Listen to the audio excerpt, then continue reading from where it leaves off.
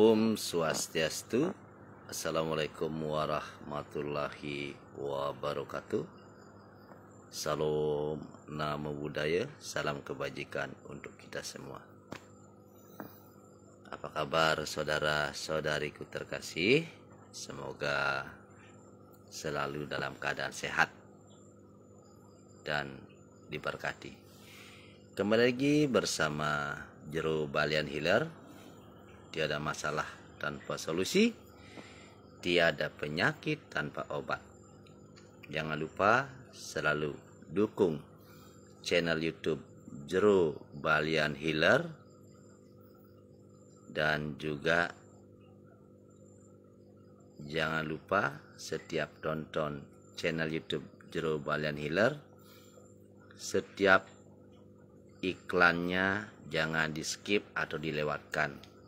Karena dengan Anda menonton channel YouTube Jero Balian Healer dan juga tidak melewatkan setiap iklan yang ada, berarti Anda sudah ikut memberikan sumbangsih atau dana punya secara tidak langsung.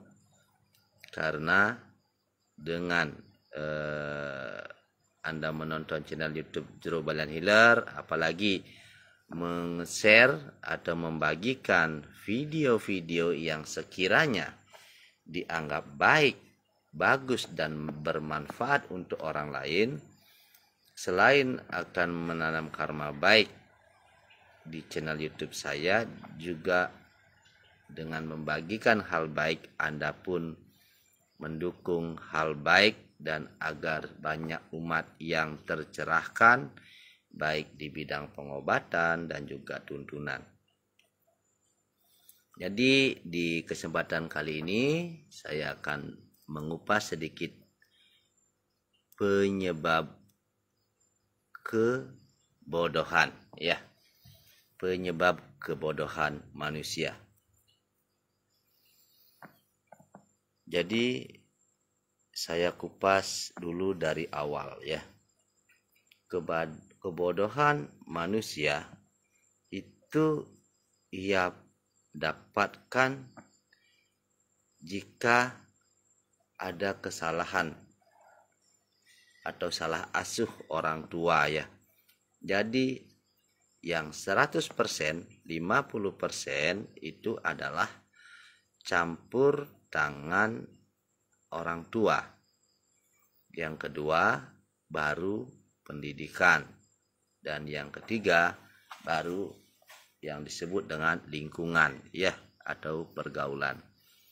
Jadi 50% penyebab kebodohan seorang anak itu adalah karena pola didik yang salah atau korban salah asuh, ya. Jadi untuk para orang tua di rumah harus paham bahwa anakmu adalah masa depanmu, dan masa depan anakmu ada pula di tanganmu, begitu. Jadi selain memberikan kebutuhan makanan, juga anak harus dididik sejak dini. Contoh, ya, saya berikan contoh saja. Kesalahan-kesalahan orang tua adalah tidak melatih anaknya sejak dini dan atau memberikan kasih sayang yang berlebihan akibat istilahnya pola pikir orang tua yang salah. Contoh begini, ya. Si orang tua waktu dia kecil, remaja dan dewasa hidupnya menderita. Nah, itu contohnya. Nah, setelah itu di saat dia punya anak, yang ada di kepalanya dia, dan bahkan dia berjanji begini, saya tidak mau anak saya menderita seperti saya. Dan akibat dogma itu akhirnya dia memberikan kasih sayang yang salah kepada anaknya.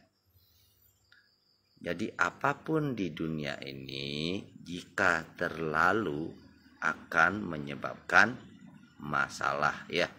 Bahkan gula sekalipun yang begitu manis jika terlalu banyak akan membunuh si manusia itu sendiri. Jadi Pak Jero, bagaimana caranya mendidik anak dan atau melatih anak sejak dini? Jadi begini, si anak itu harus sudah diajarkan bagaimana berbagi dan bagaimana menabung, bagaimana bertanggung jawab. Jadi semuanya itu ada fasenya ya. Fase pertama umur 1 sampai 6 tahun.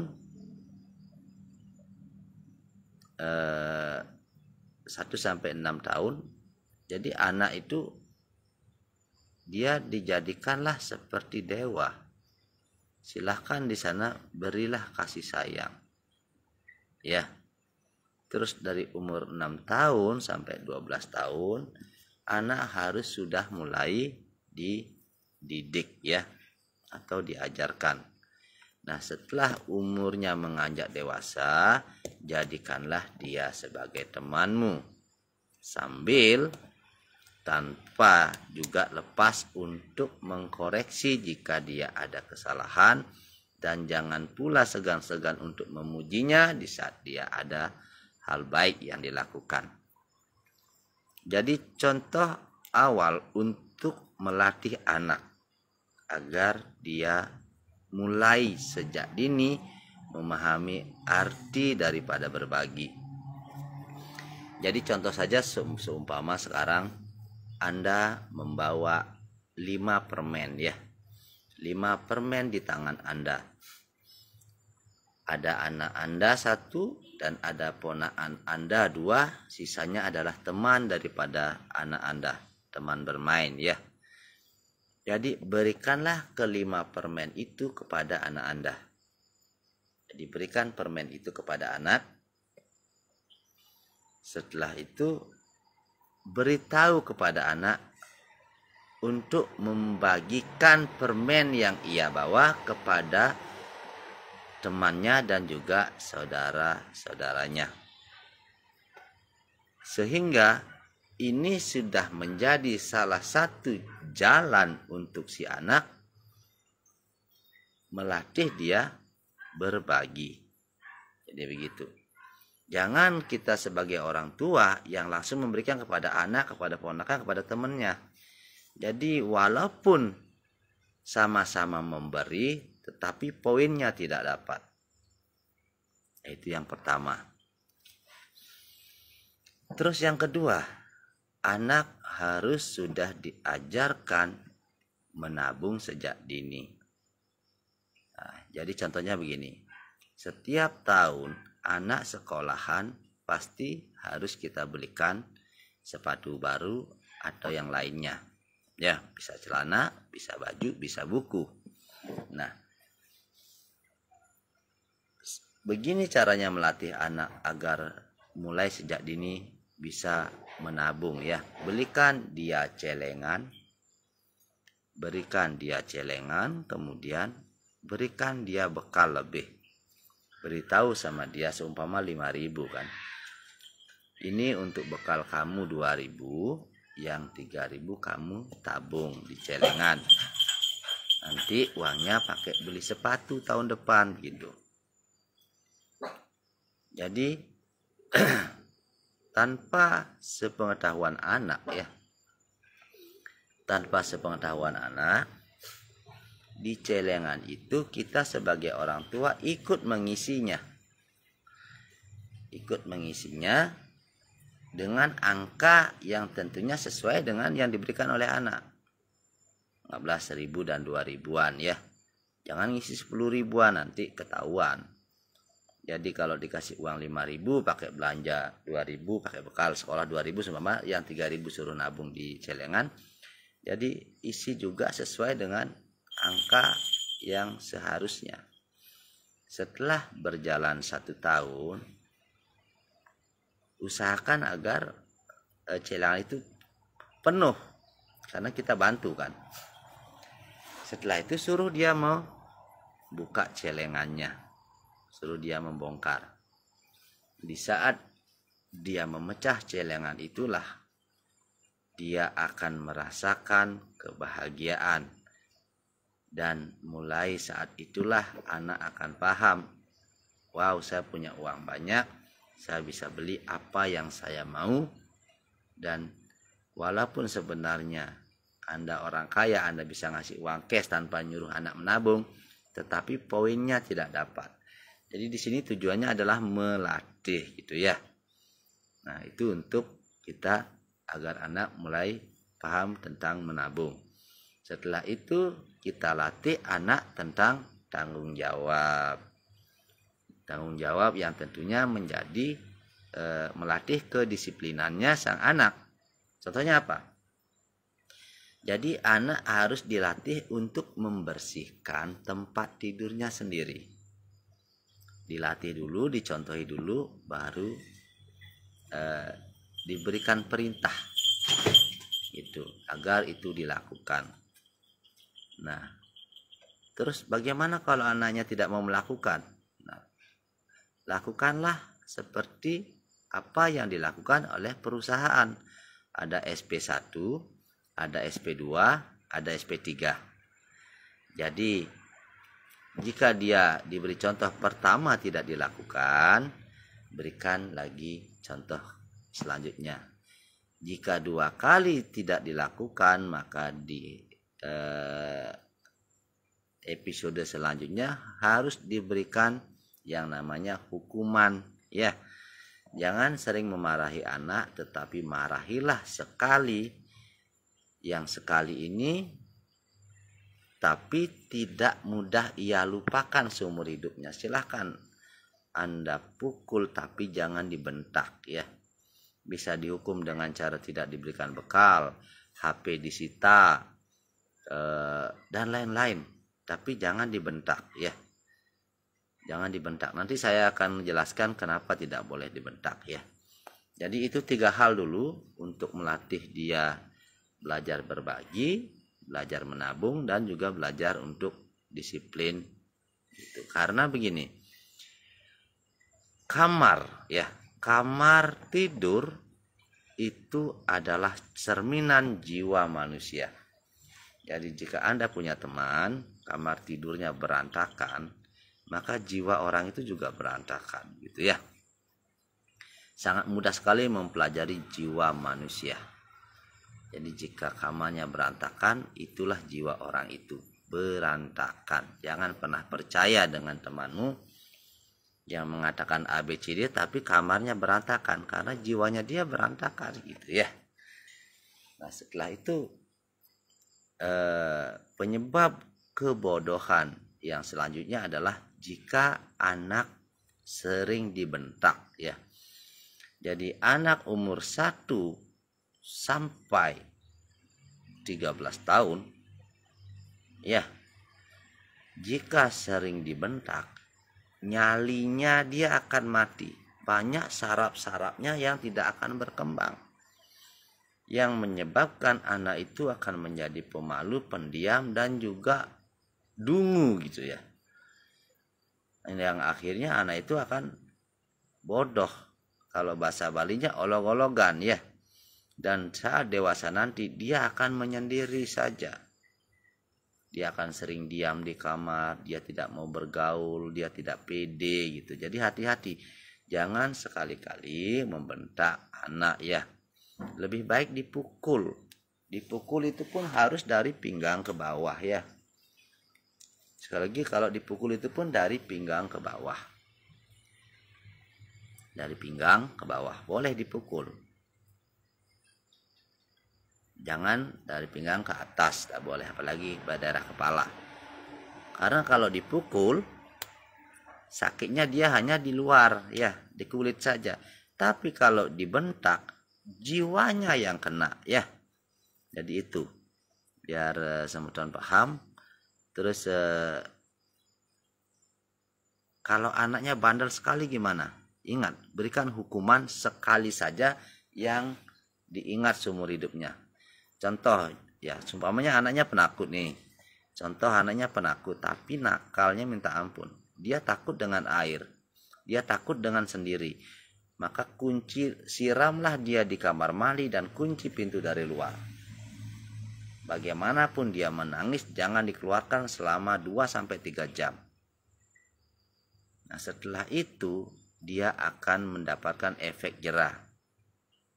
Nah, lakukan cukup sekali saja kepada satu anak, tetapi jangan setengah-setengah. Ya, jangan setengah-setengah jika kita ingin menyadarkan atau mendidik anak. Karena itu adalah jalan penyadaran yang kadang kita perlukan juga.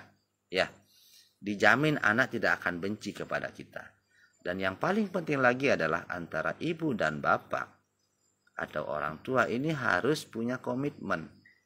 Karena kebanyakan ibu-ibu yang rempong ya. Bapaknya sudah tegas, ibunya yang menghasut anaknya atau tanpa sengaja membuat anaknya sendiri menjadi lemah, manja, dan akhirnya menjadi calon pengemis masa depan ya. Kenapa saya bilang calon pengemis masa depan? Biasanya seorang tua itu akan memberikan apa yang anaknya minta. Jika tidak punya uang, bahkan dia rela jual apapun demi kebahagiaan anaknya. Jadi anaknya terus, Pak, please, dikasih. Hati-hati. Ini selain tidak akan membuat dia memahami akan kesusahan, ini akan membuat anak juga menjadi calon pengemis masa depan yang akhirnya hanya jadi benalu dan atau gulmanya dunia, atau bahasa kasarnya sampahnya di dunia ya. Dia hidup tapi tak berguna. Gitu. Ingat, Anda sebagai orang tua punya kunci atau juga tugas besar agar anak yang Anda besarkan nanti berguna untuk keluarga, berguna untuk dirinya sendiri, berguna untuk keluarga besar, berguna untuk desa dan negaranya. Tapi kalau dari kecil dimanjakan dengan uang, apa yang diminta dikasih, dengarkan ini baik-baik ya. Dengarkan ini baik-baik. Jika anak dari kecil terlalu dimanja, Anda sibuk bekerja, lupa mendidik anak, dan anak hanya diberikan uang, maka ia akan keasikan ya. Akhirnya dia mabuk. Pak, please, habis. Pak, beliin gini, dibeliin. Pak, beli gitu. Tolong pahami sifat binatang ya. Binatang yang dikurung dan kita kasih makan, kita akan aman. Ingat, di saat ada binatang buas yang ada di rumah kita, selama kita bisa ngasih makan, kita akan aman. Tapi di saat kita sudah tidak bisa ngasih makan, maka kita yang akan diterkam. Anak juga sama.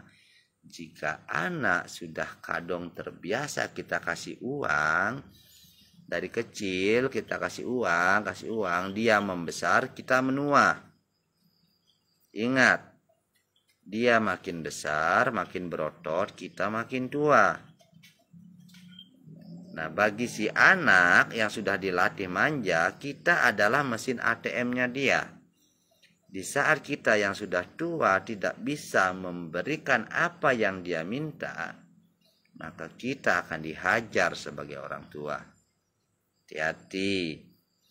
Bisa dia ngamuk, bisa dia jual warisan, dan bisa apa saja. Dan yang lebih parah, di saat Anda sudah tidak bisa memberikan apa yang anak Anda inginkan, dia akan menjadi durhaka, Anda akan ditinggalkan. Dan yang paling kasarnya lagi, Anda akan diharapkan segera meninggal sehingga warisannya bisa dijual. Jadi itu efeknya ya. Jadi ini efek negatif, efek buruk di saat kita salah mengendalikan atau mendidik anak. Sehingga anak menjadi bodoh, tak berguna, tak tahu caranya berjuang, tak bisa bersaing di era kekinian ya. Jadi bukan hanya pendidikan sekolah saja yang penting, Tapi kalau akhlak tidak punya, tidak tahu caranya menghargai uang, tidak pernah dilatih caranya menabung, maka anak hanya bisa menghabiskan saja karena rasanya tidak ada. Jadi begitu ya. Terus nah, sambil jalan biar Pak Jeronya enggak ngoceh saja ya. Tolong siapkan pertanyaan. Saya mau ngambil rokok dulu ke dalam. Yang mau bertanya silahkan ya. Saya undang saudara-saudariku yang mau bertanya ya. Saya mau ke dalam sebentar. Kebetulan rokok saya habis.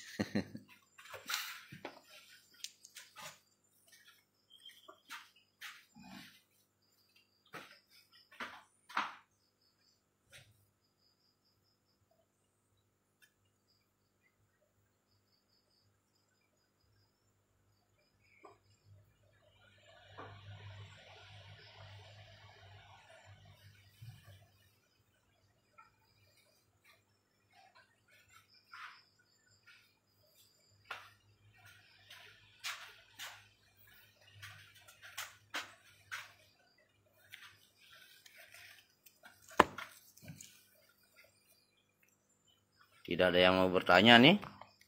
Saya santai aja ya ambil merokok ya.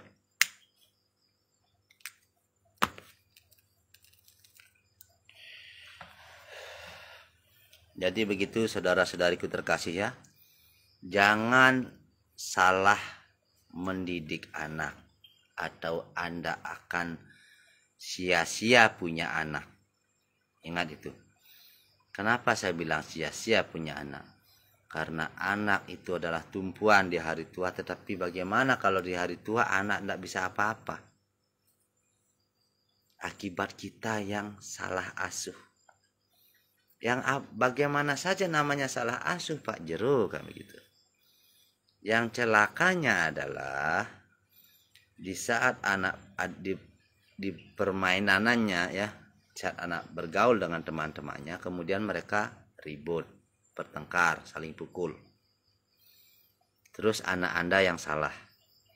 Tetapi karena Anda punya nama di desa, atau Anda seorang angkatan, atau seorang polisi, atau keluarga DPR, atau keluarga kaya, terus Anda menindas yang benar karena Anda sok berkuasa atau sok kaya, Anda bela anak Anda yang salah. Ini lagi yang paling bahaya. Jadi kepala anak Anda akan membesar dia. Dia akan menjadi calon preman masa depan. Yang harus dilakukan orang tua adalah di saat anak itu ribut dengan temannya, walaupun anak Anda benar, maka salahkanlah anak Anda. Kenapa anak Anda harus disalahkan? Karena pertengkaran itu tidak baik. Ajarkanlah anak Anda untuk bijaksana dan dewasa, serta tumbuhkan jiwa pemaaf dalam dirinya.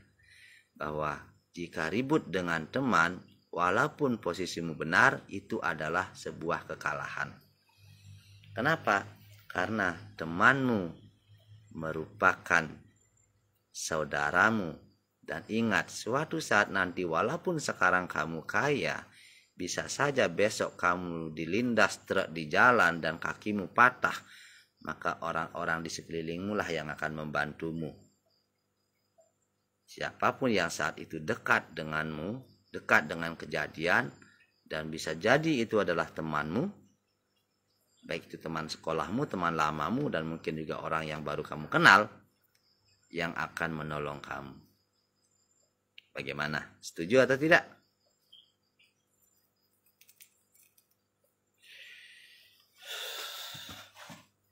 Jadi itu adalah penyebab kebodohan dan penderitaan ya.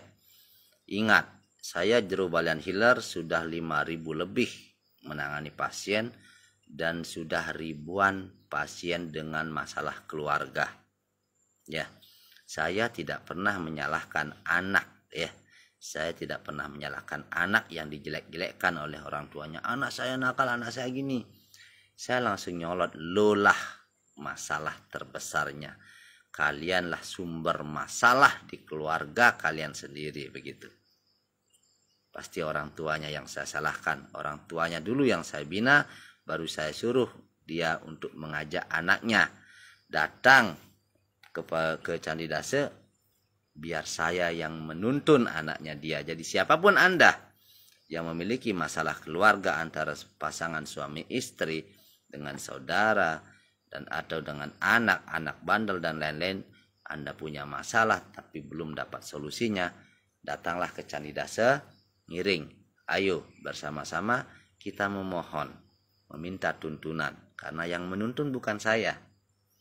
Saya hanya sebagai perantara, Tuhanlah yang akan menuntun Anda dengan cara beliau yang luar biasa. Sehingga kenapa saya selalu meng-share di saat Anda chat saya lewat WA, bagi Anda yang ingin berobat dan atau meminta tuntunan, sarananya ini, itu ada semua di saat Anda baru chat saya via WA. Akan ada otomatis yang menjawab ya. Itu namanya WA bisnis. Jadi sekali lagi, bagi saudara-saudariku terkasih, mari kita bersama-sama belajar untuk menjaga keluarga kecil kita, menjaga Bali secara khusus, dan Indonesia pada umumnya. Bagaimana caranya menjaga? Ya, kita harus menjaga anak kita sendiri, mendidik anak kita sendiri, karena mereka adalah calon penerus bangsa, begitu ya. Jadi paham semeton. Mangku terapi suksma, salam rahayu niki. Jadi sekali lagi, inilah penyebab kebodohan ya, kebodohan yang berulang. Anak salah asuh bertemu dengan anak salah didik, nikah menghasilkan salah asuh lagi. Jadi turun temurun sekian kali turunan, 7 turunan salah asuh, maka generasi muda akan semakin rusak, begitu. Jadi pahamilah, kita punya andil yang sangat besar agar Indonesia semakin maju. Anak kita harus kita persiapkan menjadi calon-calon pemimpin masa depan. Jadi sekali lagi, mari bersama-sama kita membangun pondasi. Ingat ya, catatan paling penting, tolong didengarkan baik-baik. Jika Anda belum paham, bertanyalah. Tapi jika Anda memang belum tahu, maka dengarkanlah. Di saat kita membangun rumah, dan agar rumahnya anti gempa, apa yang diutamakan? Tentu saja pondasi.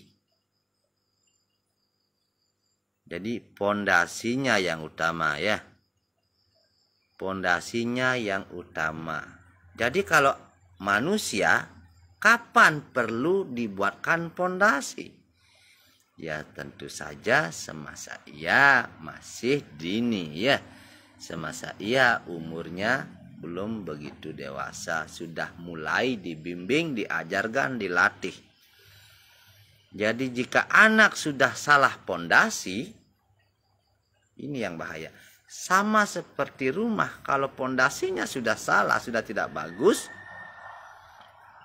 maka rumah itu akan mudah retak, mudah hancur, kena gempa dikit aja bisa roboh ya. Anak juga sama.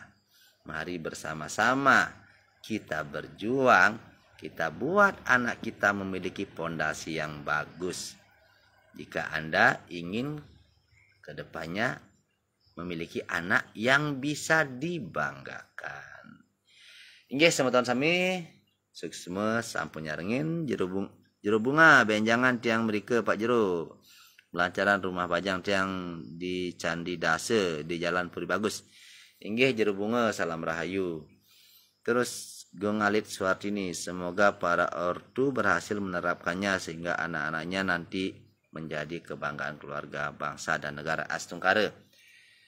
Ini adalah video yang saya buat di sini secara live dan akan saya share nanti di YouTube ya.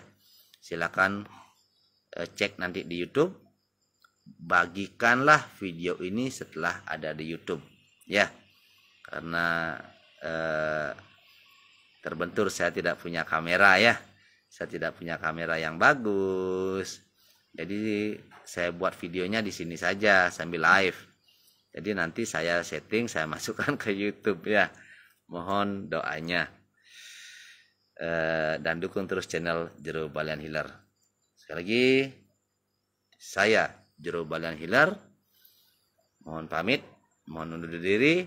Mohon maaf jika ada salah-salah kata.